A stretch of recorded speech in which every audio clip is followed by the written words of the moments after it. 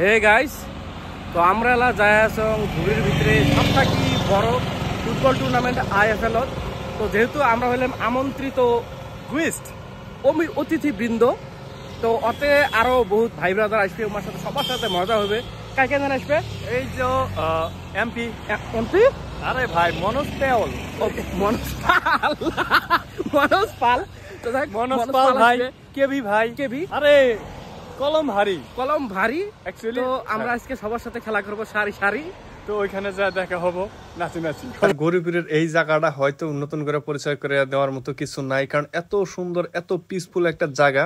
চারিও সাইডে দেখতেছেন কত ন্যাচারাল ফুল গাছ, কত কৃষ্ণচূড়া, কত সুন্দর একটা ভিউ। এনেবিলা আইলি সবারই ভাল লাগে। ইভেন কি আমরা মাঝে মাঝে এই জায়গাতে আইনা আড্ডা দেই কোনো কাম না থাকলেও। তো আইতে আইতে আমরা পাই গেলাম ডাইরেক্ট গৌরীপুর গেট। গৌরীপুর ফিল্ডের নেয়ারে আইসানে মনোজ পালরে ফোন দিলাম যে ভাই আমরা আইসা গেছি। তো কইতেছে ভাই ওয়েট করো, আমরাও আসতেছি অল্প সময়ের মধ্যে। অল্প আগে যে কলম যে এমপি আসবে, এই হলো আমাদের এমপি। তো এমপি ই হইল মনোজ পাল।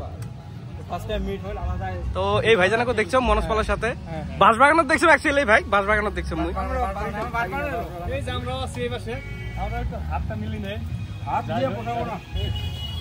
ভাইয়ের সাথে বহুদিন থেকে কথা হয়। হ্যাঁ, হাত দিয়ে পোষেন না, কলজির সাথে কলজি মিলে লাগে। ওই যে লকডাউন থেকে বিড়ির মতার থেকে বেহুদা বয়স দেখি আছি, আজি সৌভাগ্য হল।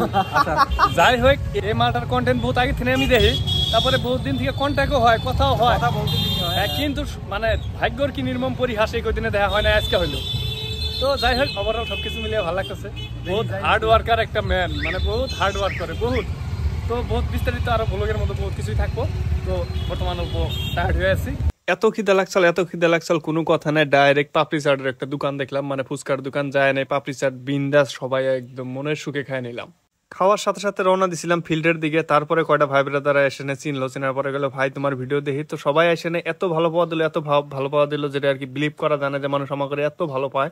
আর সবার সাথে হালকা সেলফি টেলফি হইলো। হওয়ার পর যেহেতু বহুত টায়ার্ড হয়েছিলাম, ধুলাবালুদ অবস্থা খুব খারাপ হয়ে গেছিল, তো মনোজরে কইলাম যে ভাই চেঞ্জ করা লাগবে, যেহেতু আমরা ব্যাগের মধ্যে কাপড় নিয়ে গেছিলাম। তো একটা ভাইয়ের বাড়িতে গেলাম, যাই না হালকা পাতলা অনেক চেঞ্জ করে ফ্রেশ ট্রেশ হয়ে তারপর আমরা ফিল্ডে যাওয়ার জন্য রেডি হইলাম। গাইস ফাইনালি আইনা ফ্রেশ ট্রেশ হয়ে অল্প আর কি গাইস অল্প সাজুগুজু করলাম। তো এখন আমরা মহামায়া ফিল্ড যেটা আছে গৌরীপুর অনে যাবো। তো মনোজ কিরম লাগছে আমরা অল্প কপ?